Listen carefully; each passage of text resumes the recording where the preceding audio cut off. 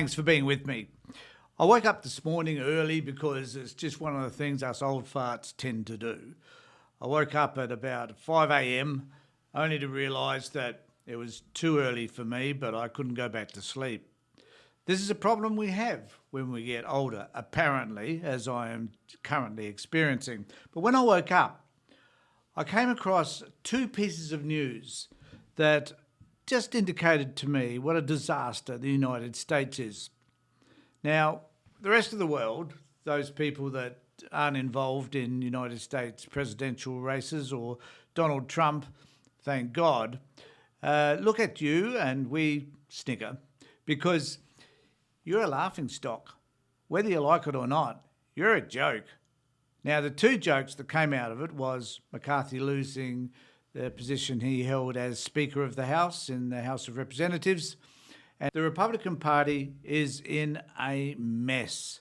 They can't decide on who they want to lead their party in terms of the House of Representatives. Matt Gaetz has pulled the pin, decided that he really wants to be the leader.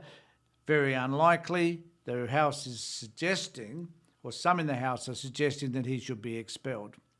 Only in America, the greatest country on this planet.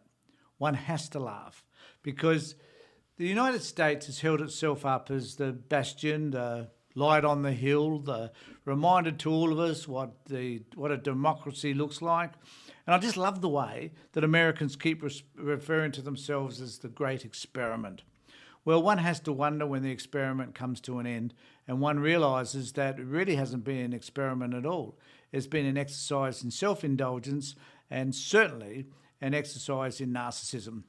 So what does all of this mean? Well, the other story that actually came out today was that Donald Trump, in his trial, he was actually gagged because he put out a post during a break in that hearing, in that trial.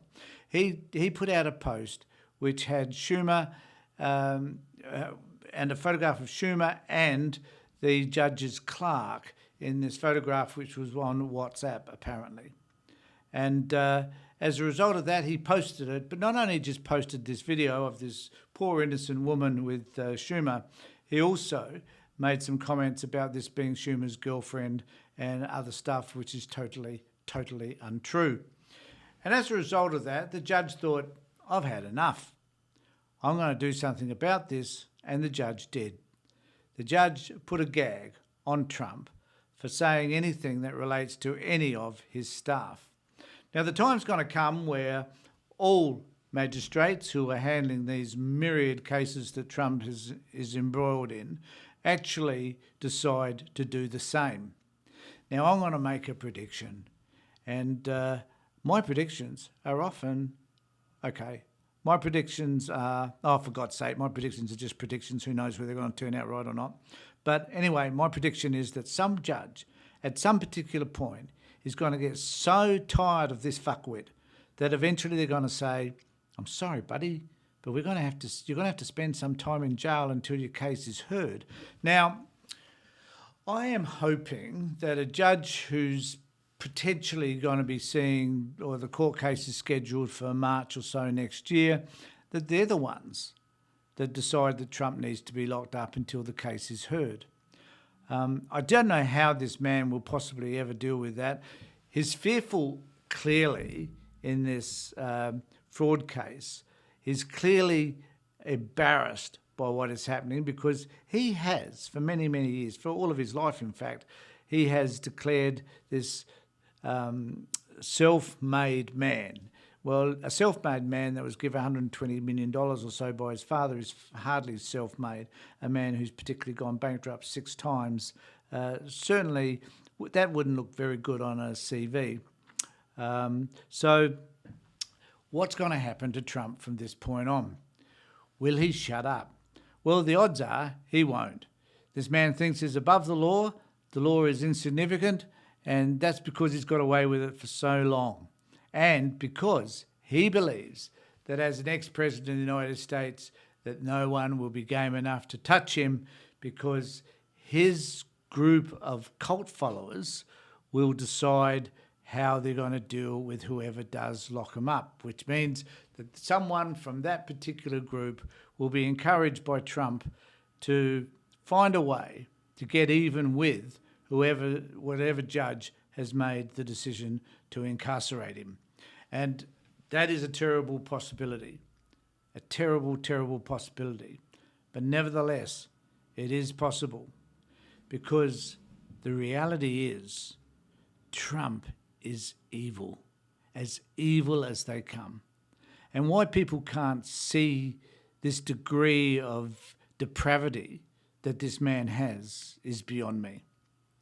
Why people think that a man who has, serially abused lots and lots of women, left his wives for other women, who has raped women, I can't see how anybody, just on that basis alone, could think that this man has any moral standing whatsoever. But it is clear that some people do. Don't understand what their standing is or why they think that, but they do. Someone the other day was being interviewed who was part of this cult, who referred to Trump as being godlike and said that they loved him. Why would you love the yellow beast such as this? He's not even attractive, for Christ's sake. He's ugly. So what is the attraction? Is it because he's sold this bag of goods about who he is, which has been a complete farcical lie, and he's perpetuated it for years, and the mainstream media have made decisions about not challenging him until now. And I think that that's likely to escalate now that the judge has decided that they're going to gag him, that there will be other judges who will step into line and think, well, if he's going to start saying those stupid things about me and my staff, then I will also gag him. And consequently, Trump will find the space to be able to say something that's abusive, contravene the gag order, and possibly find himself in jail. Hopefully that's the case. The point I want to make is that when you look at all of this stuff, and this is just primarily one stack of information that's been presented today, you've got to wonder about the American system. At the moment, the House of Representatives, in terms of governing, is useless. It's been decapitated. It's been destroyed by the likes of Matt Gaetz and Marjorie Taylor Greene and others, because they're simply interested in power and certainly not interested in doing what's right for the American people. And Trump is the head of all of that. And at the end of the day, someone has to cut off the head. So hopefully the judges can find a way to do that, so that the American people can get back to having normal lives and not having to worry about this continual friggin' soap opera that is Donald Trump.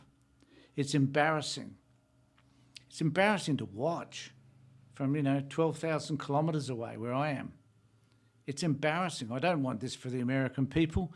I don't think the American people want it for themselves. But for whatever reason, 1/3 of them do. And that bewilders me. The country's a mess because you've chosen a cult leader instead of choosing someone, even in the Republican Party, that is more likely to represent you than what this man is. The man's a narcissist, psychopath, who's only interested in his own best interest, not the people. And, why people can't see that is beyond me. It confuses me because it's obvious to many of us, particularly those of us from 12,000 kilometres away. So that's my rant about Donald Trump, about the United States being a disaster. I just want to say, though, that there is a part of me, though, maybe it's a sadistic part, that would be fascinated to see what happens if Donald Trump wins the election. How he would go about destroying your country, democracy, and how you would find a way as a country and as people to fight back against the autocracy, which would be his rule. Let me know what you think below, and also please remember to subscribe to my channel let me know in the comments down below. Ring the bell for future notifications. Thanks everybody for being with me. Take care, look after yourselves, and more importantly, be safe.